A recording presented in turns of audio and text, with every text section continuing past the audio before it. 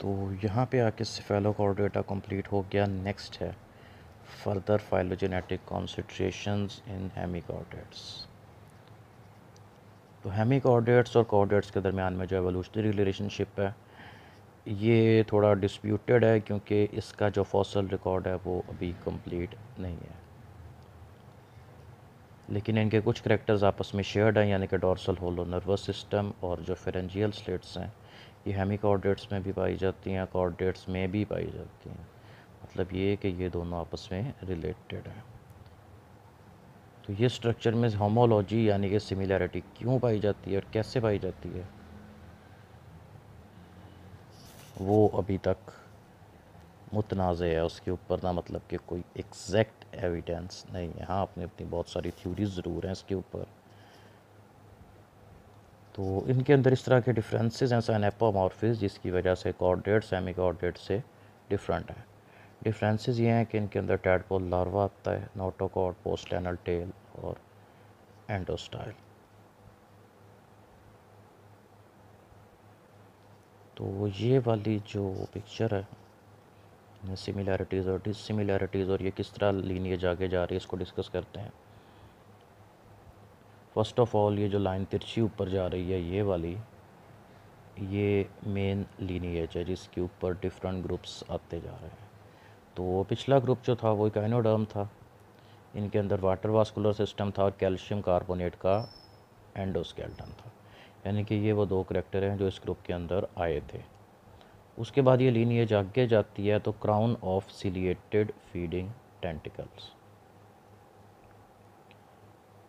उसके अलावा एक और स्ट्रक्चर इसको लोफोफोर कहते हैं, यू शेप डाइजेस्टिव सिस्टम है और इसको कहा जाता है लोफोफोरेट। लोफोफोरेट की पिक्चर आपको ग्रुप में सेंड की हुई है, फाइलम है, लेकिन ये आपके कोर्स के अंदर इंक्लूडेड नहीं है। ये फ़ैन की तरह के या फीदर की तरह के छोटे छोटे एनिमल्स होते हैं, फिक्स्ड होते हैं पानी में, एक जगह कहीं जाते नहीं हैं, एक ही जगह पे लगे रहते हैं। अगला इसके अंदर जो करैक्टर ऐड हुआ वो है फेरेंजियल स्लिट्स। तो फेरेंजियल स्लिट्स के एडिशन के साथ ये जो लीनिएज बनी इनको कहते हैं हेमिकॉर्डेटा।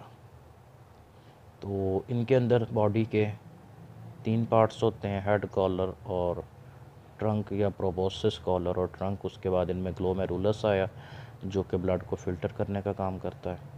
इससे आगे 2 सिस्टर ग्रुप्स बने, मतलब कि ग्रुप हेमिकॉर्डेटा, इसके अंदर 2 सिस्टर ग्रुप्स हैं। जो ग्रुप ये राइट साइड वाला है इनके अंदर टेंटिकल्स ख़त्म हो गए, इनको कहा जाता है इंटेरोन्यूस्टा। जो लेफ़्ट साइड वाला है ये सीसाइल होते हैं, हरकत नहीं करते और कॉलोनियल होते हैं, इनको कहा जाता है टीरोब्रेकिया। तो ये दोनों ग्रुप्स हेमिकॉर्डेटा के अंदर आते हैं और हमने प्रीवियस लेक्चर में कवर किए थे। यहाँ से वापस आते हैं अपनी मेन लीनिएज पे। टेंटिकल्स ख़त्म हो गए, नोटोकॉर्ड आया, पोस्ट एनल टेल आई और टैडपोल लार्वा। उसके बाद एंडोस्टाइल या थायराइड ग्लैंड आया। तो इन सारी चीज़ों के एडिशन के बाद जो ये वाली लीनिएज बनती है इसके कुछ अपने स्पेसिफिक करैक्टर्स हैं, यानी कि इसमें ट्यूनिक है, सीलोम, बॉडी कैविटी साइज़ के अंदर बहुत ज़्यादा रिड्यूस्ड और ख़त्म है, बल्कि फेरेंजियल बास्केट यानी कि फेरेंक्स वाला पोर्शन बहुत बड़ा है और उसमें बास्केट की तरह से है, जिस तरह वो टोकरी होती कपड़े रखने वाली, उस तरह के सुराख होते हैं। तो ग्रुप का नाम है यूरोकॉर्डेटा।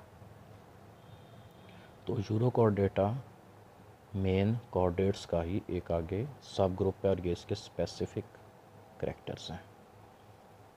सिमिलरली इससे एक नंबर ऊपर चलें तो सेगमेंटली अरेंज्ड मसल है, न्यूरल ट्यूब आई जिसके अंदर 2 तरह के न्यूरॉन्स हैं, ग्रे मैटर और वाइट मैटर, यानी कि माइलिनेटेड और नॉन माइलिनेटेड न्यूरॉन्स। तो जो वाइट मैटर वो न्यूरॉन्स होते हैं जिनके ऊपर लिपिड्स की कवरिंग होती है जिसको माइलिन शीथ कहा जाता है। ग्रे वाले जो न्यूरॉन्स होते हैं उनके ऊपर लिपिड की कवरिंग नहीं होती। उसके बाद ऐसा सर्कुलेटरी सिस्टम जिसमें मिड डॉर्सल और मिड वेंट्रल एओर्टा यानी कि मेन ब्लड वेसल्स आएँ और जो ग्रुप बना वो बना सिफेलोकॉर्डेटा। अब सिफेलोकॉर्डेटा का एक अपना स्पेसिफिक स्ट्रक्चर है जो कि बक्कल अपरेटस है, जिसमें सीरी वगैरह आते हैं और व्हील ऑर्गन आता है। ये हमने अभी पढ़ा सिफेलोकॉर्डेटा। अच्छा, उसके बाद कॉर्डेट्स का अगला जो ज़रा एडवांस्ड ग्रुप है सब फाइलम वर्टिब्रेटा। इसके करैक्टर्स के अंदर ये ऐड हुआ कि सबसे पहले एंडोस्केल्टन आया जिसके अंदर क्रेनियम यानी कि स्कल बोन, खोपड़ी की हड्डी शामिल है। दूसरा न्यूरल ट्यूब का अगले वाला सिरा एंटीरियर एंड बड़ा हो के ब्रेन बन गया और ये हर ग्रुप के अंदर आगे से आगे डेवलप होता जाएगा। तो इसके साथ जो लीनिएज बनी इसको वर्टिब्रेटा कहा जाता है, सब फाइलम वर्टिब्रेटा, यानी कि फाइलम कॉर्डेटा है, इसके 3 सब फाइलम हैं, यूरोकॉर्डेटा, सेफेलोकॉर्डेटा और वर्टिब्रेटा। ये और ये हमने पढ़ लिए हुए हैं। ये वाला फिश व एम्फीबियन रेप्टाइल बर्ड मैमल के अंदर डिस्कस किया जाएगा, वो सारी इसकी क्लासेस हैं। तो ये इनके दरमियान में एवोल्यूशनरी रिलेशनशिप है, पहले कौन सा आया बाद में कौन सा आया, एक ग्रुप से दूसरे ग्रुप में डिफरेंस कौन सा, और जैसे जैसे आगे जाते जा रहे हैं तो कौन कौन से करैक्टर्स हैं जो ये वाले ऐड होते जा रहे हैं।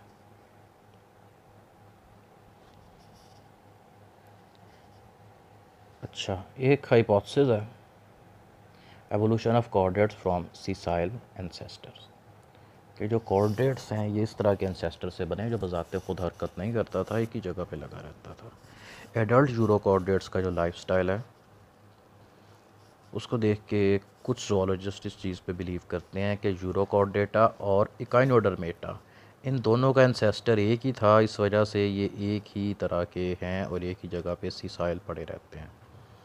तो इकाइनोडर्मेटा के अंदर भी जो उसके पुराने वाले ग्रुप्स हैं जिनको फीदर स्टार्स कहा जाता है, जो हमने चैप्टर के एंड पे पढ़े थे, वो वाले उनकी बात हो रही है। तो इस एवोल्यूशनरी प्रोसेस के अंदर यानी कि ये वाला हाइपोथेसिस के जो कॉर्डेट्स हैं इमोटाइल होते हैं, लेकिन इसके एंसेस्टर जो थे जिनसे बने वो सीसाइल थे, अटैच्ड थे।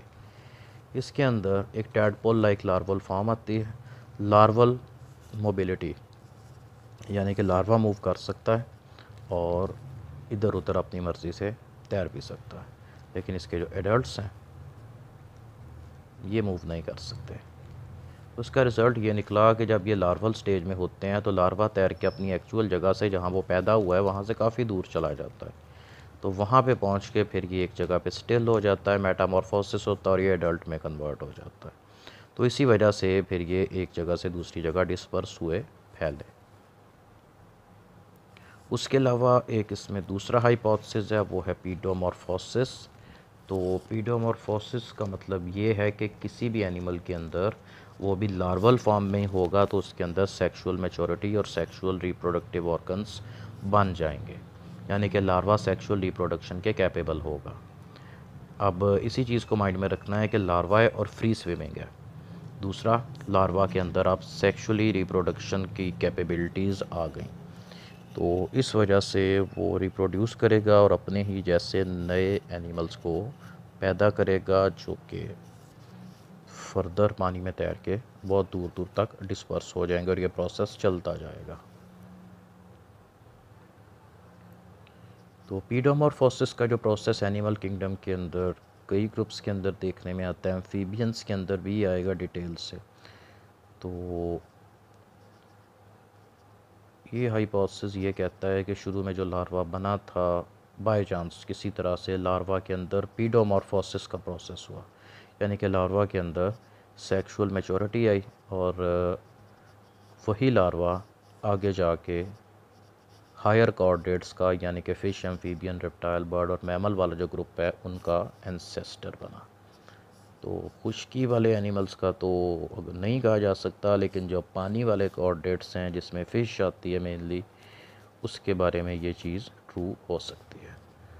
लेकिन फर्दर जब हम फ़िश वाला चैप्टर शुरू करेंगे तो फ़िशेज़ की एवोल्यूशन और फ़िश की स्टार्टिंग के फ़िश बनी कहाँ से और किस ग्रुप से, उसके बारे में फ़र्दर कम्प्लेक्स थ्योरीज़ मौजूद हैं।